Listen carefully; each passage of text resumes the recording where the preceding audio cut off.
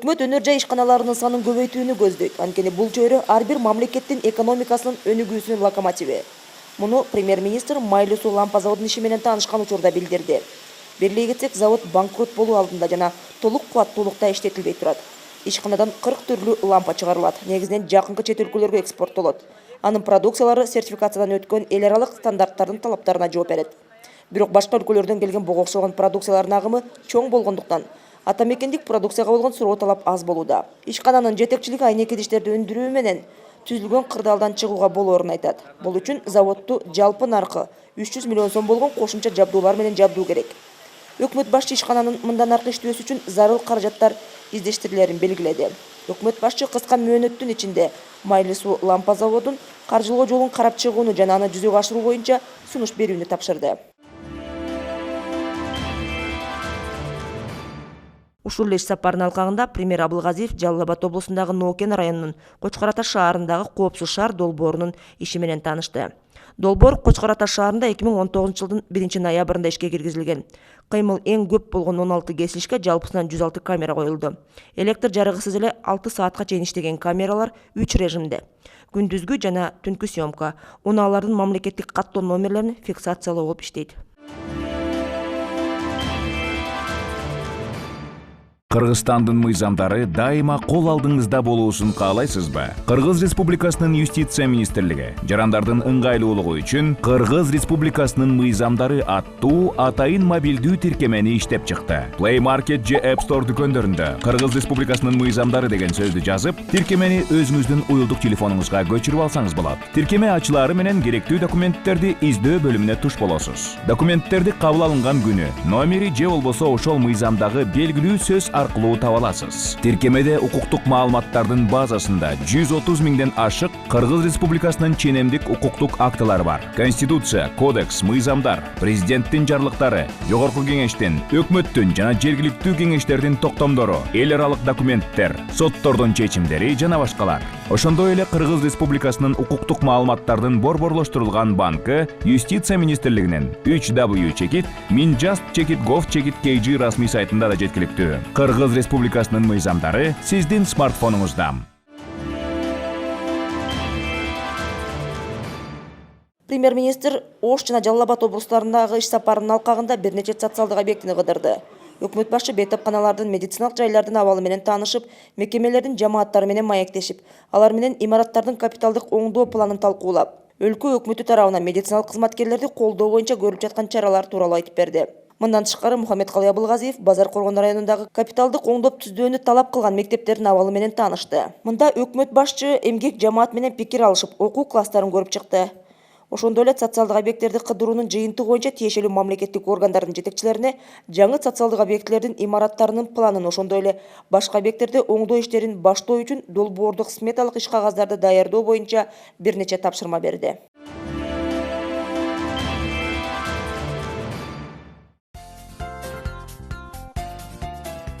Кандайсыңар балдар? Мен Актанмын. А бул болсо Акылай. Чоң атам күн сайын бизди бала бакчага жеткирет. Бул жерде абдан көңүлдүү. Мында биз ойнойбуз, окуйбуз жана достошобуз. Урматтуу ата-энелер, Кыргыз Республикасынын өкмөтү 2019 жылдын 1-июлунан тартып, мектепке чейинки билим берүүнү колдоо программасын ишке киргизип, Бишкек шаарындагы жеке бала бакчалардагы тарбиялоонун 50% кем эмес төлөмүн өзүнө алууга даяр. Программага 3 жаштан тартып 5 жашка толгон балдар катыша алат. Ал үчүн Кыргыз Республикасынын билим берүү жана илим министрлигине билдирме берүү керек. Ал эми билдирменин формасын сайттан жүктөп, же экранда көрсөтүлгөн номерлерге чалсаңар болот. Балдар, ата-энеңерге айтып койгула. Жана бизге бала бакчага келгиле. Сен дагы кел. Көрүшкөнчө.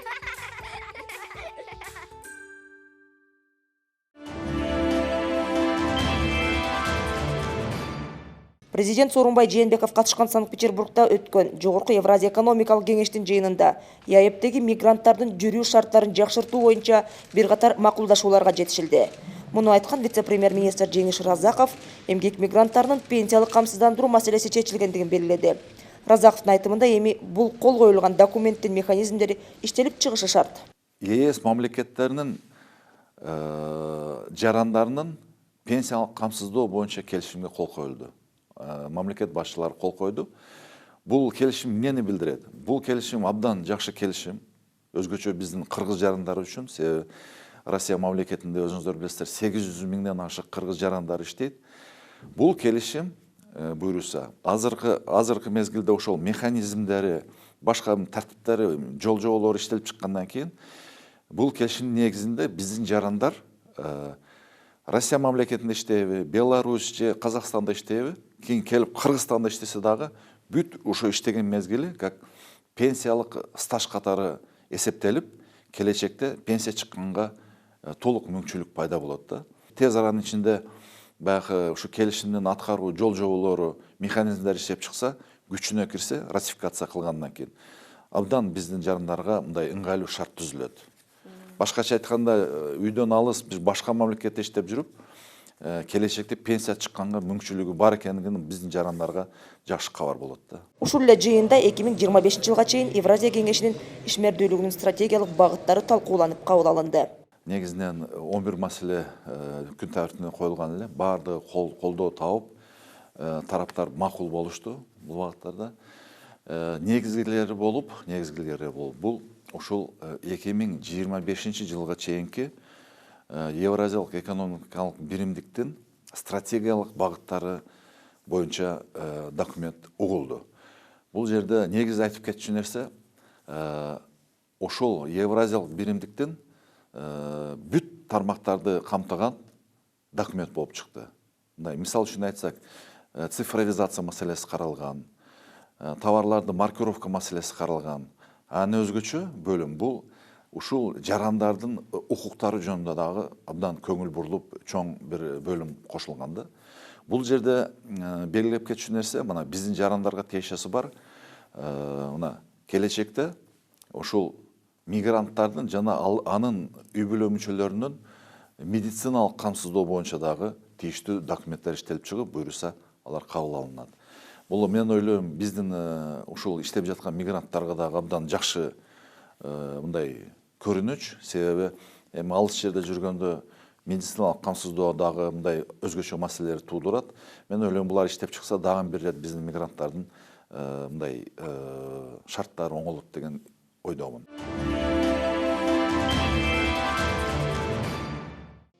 Кыргыз Республикасынын мамлекеттик курулушунун алдындагы мамлекеттик экспертиза департаментинин бирдиктүү терезе кызматы курулушка уруксат берүүчү документтерди бир порталдан тез алуунун чыныгы мүмкүнчүлүгү. Бул үчүн болгону 3 кадам жасоо керек. Биринчи кадам Госэкспертиза чекит gov.kg сайтына кирип порталдан катталыңыз. Экинчи кадам бүт зарыл документтерди электрондук форматта тапшырыңыз. Үчүнчү кадам мамлекеттик экспертизанын тыянагын алыңыз. Бирдиктүү терезенин башкы артыкчылыгы мекеменин байкамдары сиздин өздүк кабинетиңизге жөнөтүлөт. Эки тарап келишимди порталда кездешүүсүз эле түзүшөт. Комплекстүү экспертизанын корутундусун алышы 30 күнгө кыскарат. Кыргыз Республикасынын мамлекеттик курулушунун алдындагы мамлекеттик экспертиза департаментинин бирдиктүү терезе кызматы санарип келечекке кадам таштаңыз.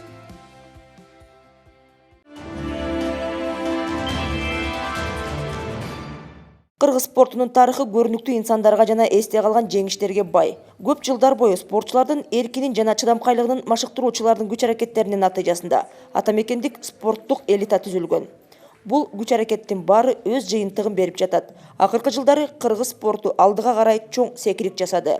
Муну вице-премьер-министр Алтынай Өмүрбекова 2019 жылдын жыйынтыгы боюнча Кыргызстандын мыкты спортчуларын сыйлоо салтанатында билдирди.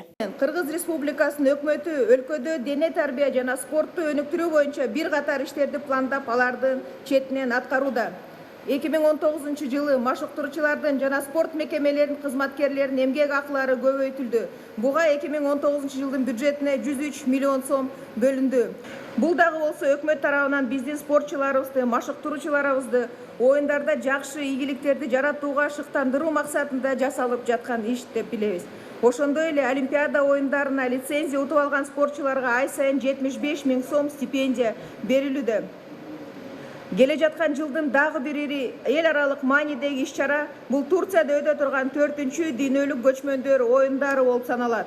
Кыргызстандан баш аталган бул оюндар биздин брендке айланып, улуттук оюндарыбыздын өнүгүшүнө чоң салым кошту.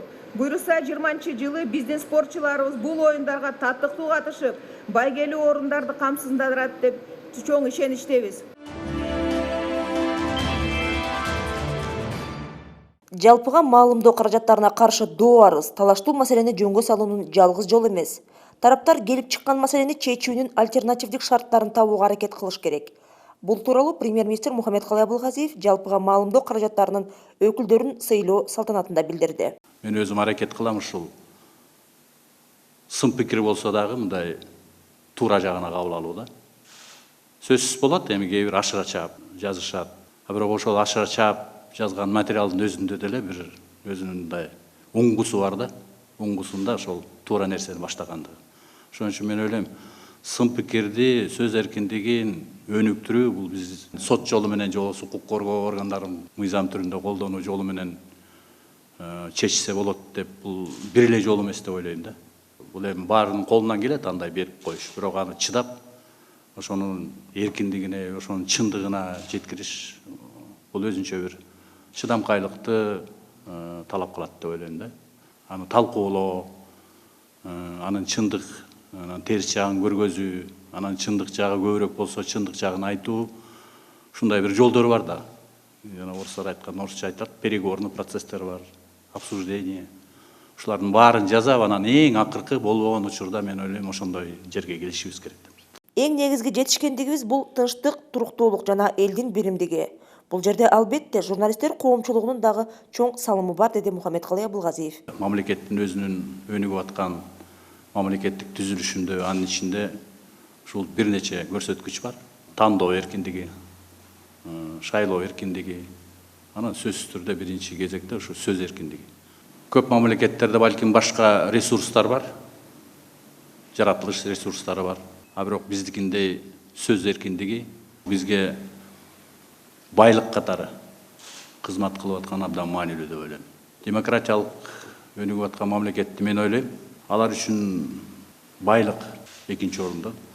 Ошол адамдын укугу менен эркиндиги, сөз эркиндиги биринчи мааниге ээ болуп, ошон үчүн бизге дагы ушу кичинекей өзүбүз чакан мамлекет болсок дагы бизге ошондой мамиле кылганга биз өзүбүз түрткү болуп, өзүбүз шарт түзүп берип атабыз. Бул абдан кубанычта деп ойлойм.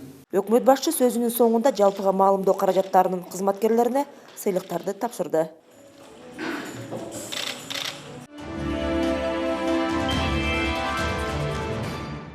Мыйзам боюнча чегерүүлөр кимдир бирөөнүн чөнтөгүн эмес казынага түшүүсү керек. Бул тууралуу премьер-министр Мухаммедкалый Абылгазиев өкмөткө караштуу коопсуздукту жана укуктук тартипти камсыз кылуу боюнча кеңештин жыйынында билдирди. Анда тиешелүү мамлекеттик органдардын жетекчилери баяндама жасашты. Премьер тармактык мамлекеттик органдардын катталбаган продукцияларды ташуу менен күрөшүү боюнча иши жетишсиз деңгээлде болуп жатканын белгилеп, бюджетке каражаттардын түшүүсү тармактык органдардын жоопкерчиликтүү ишине көз каранды. Анткени бул каражаттар жаңы мектептерди, бала бакчаларды, жолдорду курууга, бюджеттик мекемелердин жана укук коргоо органдарынын айлык акысын жогорулатууга багытталат, деди. Жыйындын жыйынтыгы боюнча мамлекеттик органдарга катталбаган товарларды ташып келүү учурларын алдын алуу жана жоюу боюнча ыкчам көзөмөлдөө, ошондой эле рейдтерди өткөрүүнү күчөтүү тапшырмасы берилди. Өкмөт кыргыз-тажик чек арасындагы окуяда каза болгон аскер кызматкери Равшан Моминовдун үй бүлөсүнө турак жай алып берди. Буга чейин премьер-министр Мухаммедкалый Абылгазиев резервдик фонддон каза болгон чек арачынын үй бүлөсүнө үй алуу үчүн 2 миллион сом бөлүү чечимин чыгарган. Жер тилкелүү турак жай Баткен облусунун Исфана шаарында жайгашкан.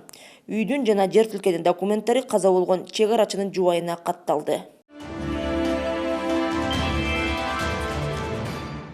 Турак жайы жок жарандар пенсияны топтомо бөлүгүндөгү каражатын ипотекалык насыянын баштапкы төлөмү үчүн пайдаланса болот. Ал эми оор илдетке кабылгандар пенсиянын ошол топтомо бөлүгүн медициналык чыгымдарды төлөө үчүн колдоно алат. Өкмөттүн бул чечими социалдык маселелерди чечүүгө шарт түзөт, деди премьер-министр Мухаммедкалый Абылгазиев пенсиялык топтомдорду төлөөнүн жаңы механизмдерин киргизүү боюнча кеңешмеде. Жыйында пенсиялык топтомдордогу каражаттарды мөөнөтүнөн мурда алуу укугун берген оорулардын тизмеси тууралуу дагы сөз болду. Белгилей кетсек, социалдык маанидеги маселелерди чечүү министрлер кабинетинин артыкчылыктуу милдеттеринин бири. Өкмөт мындан ары дагы социалдык милдеттемелерди чечүүдөгү мүмкүнчүлүктөрдү кеңейтүү үчүн натыйжалуу механизмдерди ишке киргизет. Мамлекеттик пенсиялык социалдык камсыздандыруу жөнүндө Кыргыз Республикасынын мыйзамын аткаруу үчүн Кыргыз Республикасынын социалдык фонду камсыздандырылган адамдарга, анын ичинде пенсионерлерге өз ара аракеттешүүнүн дагы бир ыңгайлуу ыкмасын көрсөтүү үчүн камсыздандырылган адамдын электрондук кабинети системасын ишке киргизүүдө. Кыргыз Республикасынын социалдык фондунун бөлүмүнө келип, жана маселелерин чечүү үчүн адистерге кезекке туруунун ордуна өздүк кабинет системасында катталып, андан соң интернеттен өздүк кабинет аркылуу керектүү маалыматтарды аралыктан суроого жана алууга болот. Өздүк кабинет аркылуу төмөнкү арыздарды берсе болот. Өздүк камсыздандыруу эсебинен көчүрмөгө, пенсия чектөөгө, пенсияны кайра эсептөөгө, пенсияны узартууга, төлөмдүн ордун жана ыкмасын өзгөртүүгө, пенсия тууралуу маалымат алууга, башкаруучу компанияны же ТПФ каражаттарын төлөөнү алмаштырууга төмөнкү маалыматтарды алса болот. Чектелген пенсия тууралуу маалыматтарды төмөнкүлөрдү калтырса болот. Каалаган маселе боюнча формалдуу эмес кайрылууну өздүк кабинетте катталуу үчүн Кыргыз Республикасынын социалдык фондунун жакынкы аймактык бөлүмүнө бир жолу келип арыз берсе болот. 2017 жылдагы үлгүдөгү Кыргыз Республикасынын жаранынын паспорту болсо, обочолоп аралыктан катталса болот.